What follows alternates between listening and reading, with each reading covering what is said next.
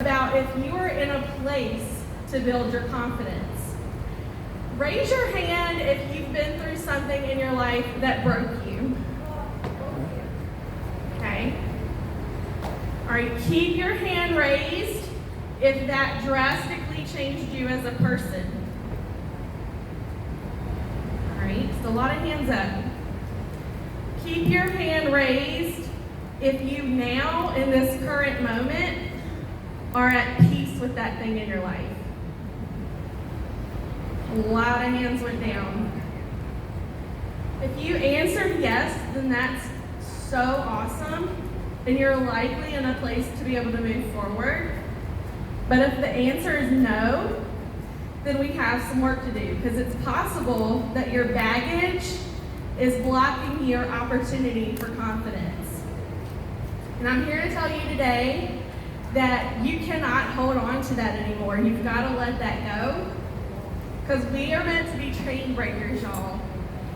And you can't move forward into freedom if you're being held back by your past. And you can't experience confidence if you're not living in freedom. So you remember I told you that I found Heidi in a difficult time in my life. My husband and I had just gone through our second miscarriage. It was January of 2020. Not to mention, 2 months later, the whole world was about to be shut down with COVID. Little did we know.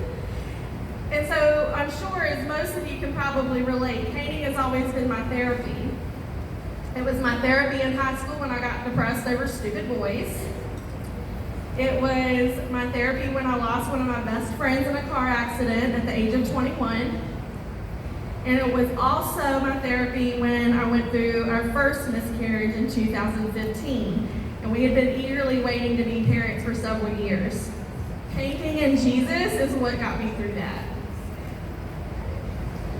So when we miscarried in January of 2020, I knew right off that I needed to turn to my art therapy for healing. Now, at that time of my life, I really was feeling very lost already. And so the miscarriage just kind of made that worse. And I questioned myself for a long time, and I questioned what I was supposed to be doing with my life. I tried many different things. I felt like I kept failing at everything that I was doing, and I kept questioning God, like, God, why can't you just make this work for me? You know, have y'all had that? Y'all are just like wondering, like, why isn't it working this time? Can you please just bring this together? So you want to know how you do this. How do you get to a point in your life where you are confident? Bye-bye. Now, when I say this, I don't mean how do you feel like you're in control of your life, because there's a difference. Let's face it, control is an illusion. It's one thing that we do not have, no matter how hard we try. But that's why our faith is so important. Because when we aren't in control, we have the faith to help us trust in God and His plan and His timing. And it's in Him that we create our confidence. Confidence looks a lot like sucking it up and doing the things you don't want to do. You feel good and proud of yourself afterwards. It has everything to do with consistent routine choices that you make for yourself. So y'all, I practiced building my confidence this summer. I knew I had to challenge myself because I couldn't allow myself to get up here on this stage and tell you all how to do something that I wasn't willing to do myself. I had to lead myself by example. How many of you think that sounds fun? Yeah, it's not. But it does work. Okay? The first thing I did, I started getting up earlier. Now, that is still a work in progress, but hey, progress is progress, right? And I'm pretty dang proud of myself because I am not a morning person, like at all. The second thing, I participated in some group coaching activities. I learned from others. I improved my mindset. I got encouragement from other like-minded people who are working to reach similar goals. Oh, this is number 3. I'm so proud of myself, y'all. I started an online book study.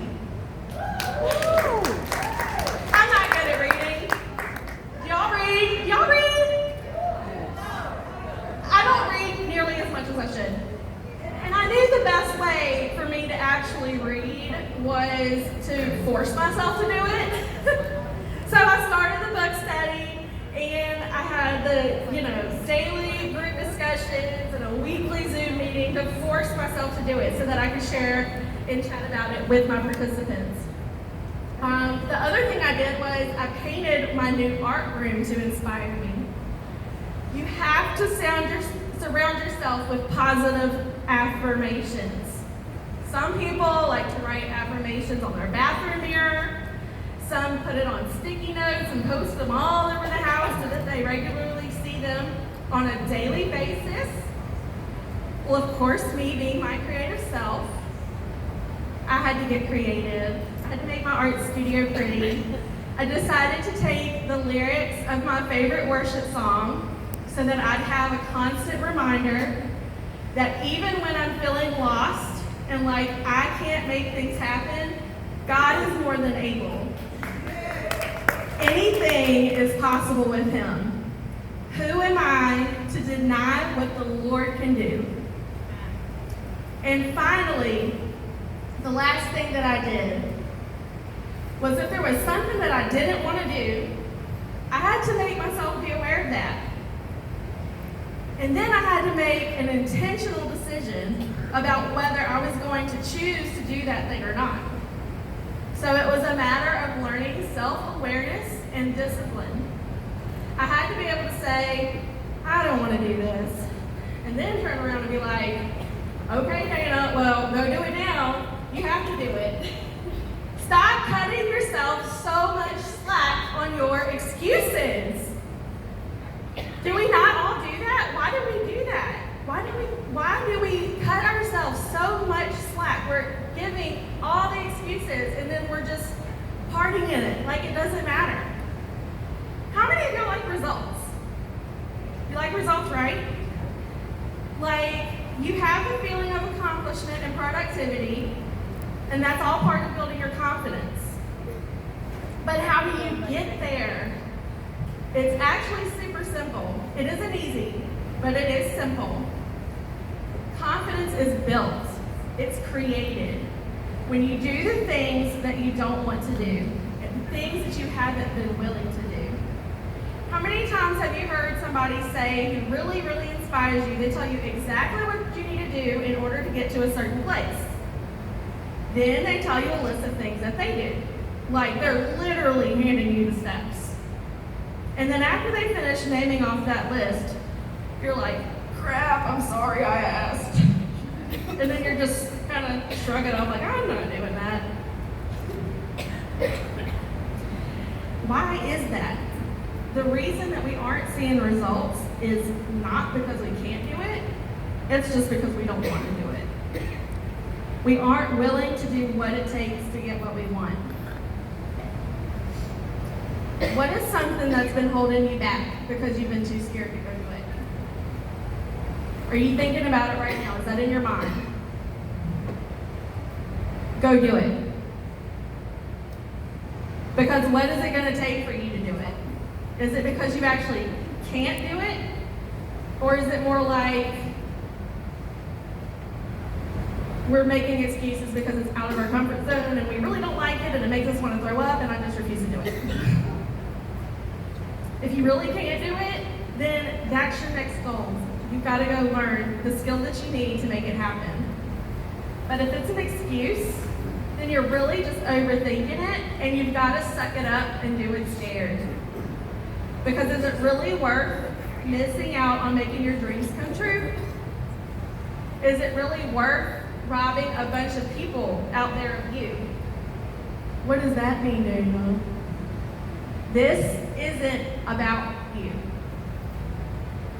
You have a purpose. You are specifically designed to fulfill a purpose.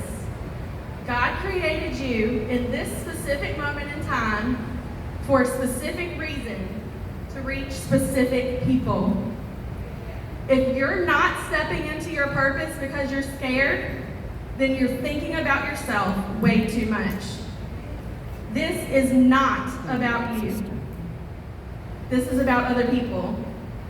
Other people out there need you and are waiting for you to get yourself together and walk into your calling because they need to experience what you have to give in a way that you have to give it. Stop thinking about how you can't and start focusing on how you can and who you want to impact. The way to earn confidence is to be teachable and be willing to make changes. You have to be so tired of where you are that you're willing to do the things that you weren't willing to do before in order to get the results. As you grow, your confidence grows, and it all happens outside of your comfort zone. So you're probably out here thinking, well, that's great, it worked for you, but how does it work for me?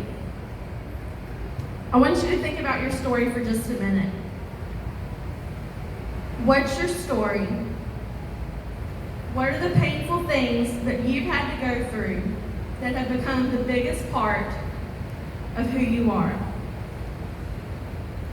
There were so many times where I felt like I was dealt a crappy hand. But you know what? That's how I got here. That's how I found Heidi. And that's how I found all of y'all. And if I hadn't gone through that last miscarriage, I probably wouldn't even be teaching paint parties and trying to help other women heal the only way that I know how to. You have to embrace your struggles. They make you stronger. They make you wiser. They make you compassionate and empathetic towards others. They give you a story of perseverance, and they give God a story of His power. This is how you bring others to Him. Your story is important.